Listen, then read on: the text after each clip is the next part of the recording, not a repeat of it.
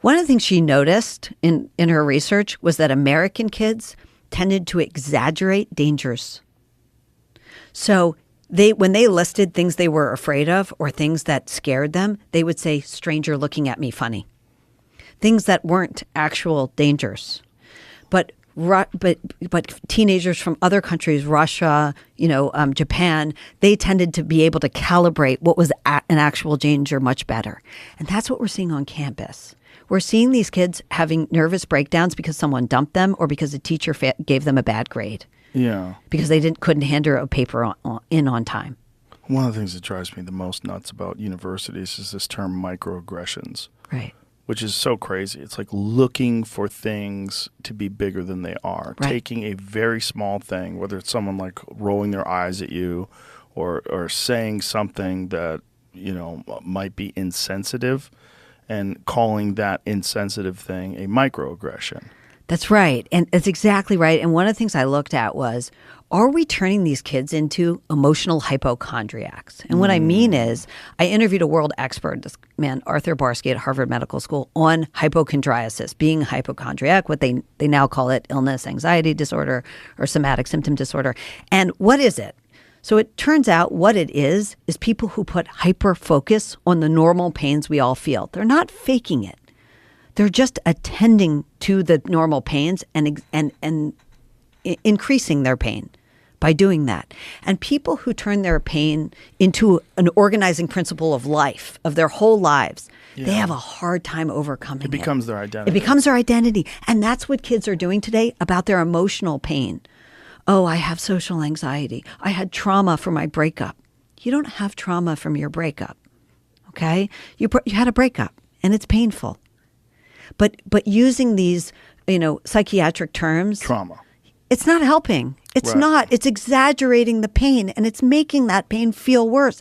And I'm not minimizing these kids' pain. They are in real pain, and they're making it worse. I would be really fascinated to see you have a conversation with someone who is a therapist, who engages in this, who thinks it's beneficial. I would love. I'd be happy to. I would love to. I would like to see. Look, there are therapists that I've met who I would take my own kids to, who I trust, who I've, very impressed by what they have to say and what they've done. But the therapists who claim that everyone needs to talk about their problems, well, no, they don't. That's not true. I interviewed a lot of great therapists who tell me that a lot of people who have experienced terrible trauma, they do better by not talking about it. There are therapists who deal with, and I'm talking about people who work with convicts, people who had unspeakable childhood abuse, actually are very helped by acknowledging, I know you went through some hard stuff. Let's talk about, what you're doing now. That turns out to be better for some people. So this endless rehashing of your pain, this myth that you can only be helped by talking about your pain, is just not true. There's no evidence behind it. And in fact, there's these crazy studies that burn victims, people who've experienced all kinds of first responders, breast cancer survivors have been made to feel worse by talking about it, by being in therapy.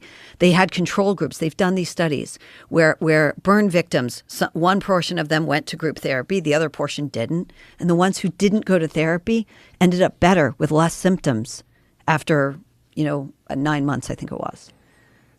And why do you think that is?